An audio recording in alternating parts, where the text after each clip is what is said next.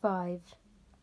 The next moment James was running back towards the house as fast as he could go. He would do it all in the kitchen, he told himself. If only he could get in there without Aunt Sponge and Aunt Spiker seeing him. He was terribly excited. He flew through the long grass and stinging nettles, not caring whether he got stung or not on his bare knees, and in the distance he could see Aunt Sponge and Aunt Spiker sitting in their chairs with their backs towards him. He swerved away from them so as to go round the other side of the house, but then suddenly, just as he was passing underneath the old peach tree that stood in the middle of the garden, his foot slipped and he fell flat on his face in the grass. The paper bag burst open as it hit the ground, and the thousands of tiny green things were scattered in all directions. James immediately picked himself up onto his hands and knees and started searching around for his precious treasures. But what was this?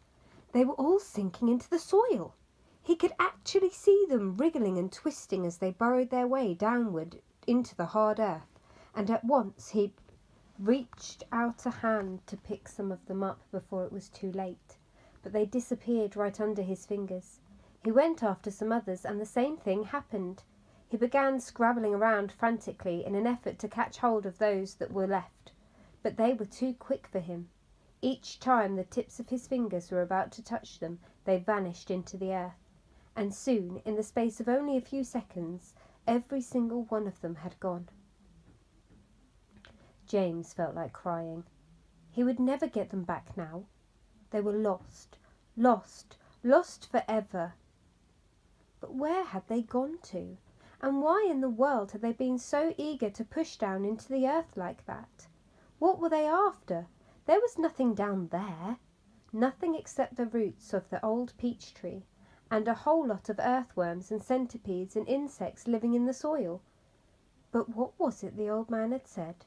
Whoever they meet first, be it bug, insect, animal or tree, that will be the one who gets the full power of their magic. Good heavens, thought James.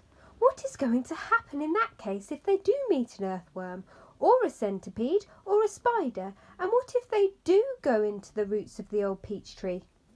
Get up! Get up at once, you lazy little beast! A voice was suddenly shouting in James's ear. James glanced up and saw Aunt Spiker standing over him, grim and tall and bony, glaring at him through her steel-rimmed spectacles. Get back over there immediately and finish chopping up those logs, she ordered. Aunt Sponge, fat and pulpy as a jellyfish, came waddling up behind her sister to see what was going on. Why don't we just lower the boy down the well in a bucket and leave him there for the night, she suggested. That ought to teach him not to laze around like this the whole day long. That's a very good wheeze, my dear Sponge, but let's make him finish chopping up the wood first. Be off with you at once, you hideous brat, and do some work. Slowly, sadly, poor James got up off the ground and went back to the woodpile.